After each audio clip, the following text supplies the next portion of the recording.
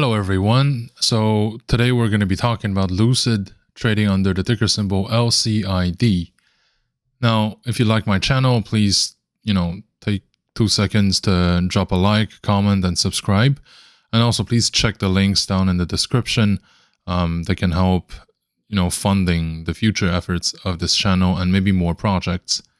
So, Lucid has been an interesting company to cover over the years. It certainly has given us a lot of hope and also some disappointments. So a lot of people were saying that, Lucid is probably an earlier stage and smaller Tesla.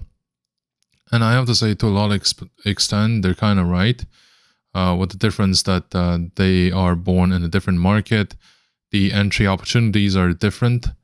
And also the future outlooks seems now to be like a bit clearer for the EV sector, both good and bad.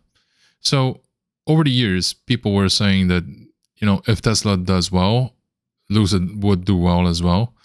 The correlation, even though not at 100%, is pretty high. Like whenever the head honcho of the EV companies, Tesla, plunges, the other ones will rarely, go up. So this is no different this time. Over the course of today's trading session, Lucid has been down by about 10%. And this is not really surprising because the heavyweights of the tech sector have been having like a bearish day. This is probably just a continuation of an existing trend where a lot of titles, they kind of have a hard time because people don't want to put their money in investing in the future when the present seems so uncertain, right? And when basically the return of capital for safe options can be pretty high. Like for example, right now, for corporate bonds, you can have yields of 5 to 6%. Can you always say the same for stocks? Well, it's not guaranteed because it's uncertain. So you would have to factor in the risk, the price risk.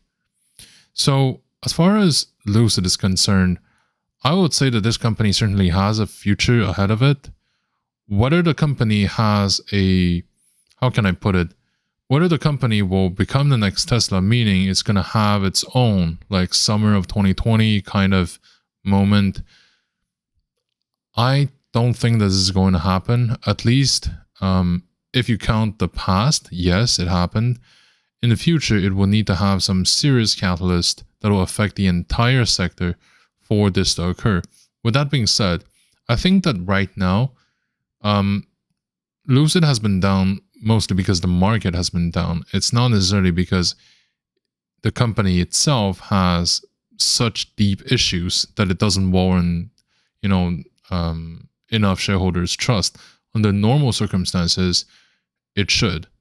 But here's the thing: the normal circumstances are not now.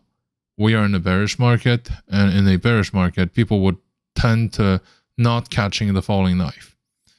So if we look at Lucid in a bit of a long-term tendency, it seems like the selling has been occurring since at least 6 months by now, and if not a bit more. So I would say that the entire 2022 has seen Lucid falling off from around $27 down to $6. So we're down by more than 75%, if not 80%, right? So with that being said, is this going to continue? Well, not forever, certainly not forever, but at some point, we do need to see a proven support. In other words, prices have bounced back from there and going upward. This is what we need to see. So how long can the support last? I would say that it can last for up to 2 months. Like sometimes we have those false bottoms that we have seen between from May to July of 2022. So it has lasted, 2 months, which is pretty good. And in that sense, where is it going to necessarily fall? I would say that maybe around $5 we're going to have another like psychological level that's going to be significant with the shareholders. So by then things might have taken like a different route. Another thing to consider is that in 2023, Lucid is both expected to increase their production, so to scale up the production, and also to come up with entry-level vehicles. So they want to broaden their customer size, which is similar to what Tesla has done over the years. And to be honest, this is reasonable. Like at some point, even if the lower level models, they don't necessarily make that much profit margin, the importance here is to have the economy of scale. So the more you produce, the less each portion of the fixed cost is going to matter overall. So going in 2023, I would say that this is going to be an interesting year where if the sell-off lasts for, if the support lasts for more than 2 months, I would say that it's going to be an interesting entry point.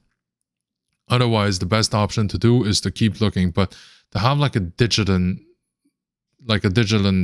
follow-up with Lucid. In other words, to maybe check every few days or every other day whether the stock has stopped the hemorrhage, and to check if an entry can be considered. Because if sovereign funds have been investing in this company for like 10 years, if a lot of institutions are trusting their money in Lucid, they must be doing something right. Okay, so this is the bottom line.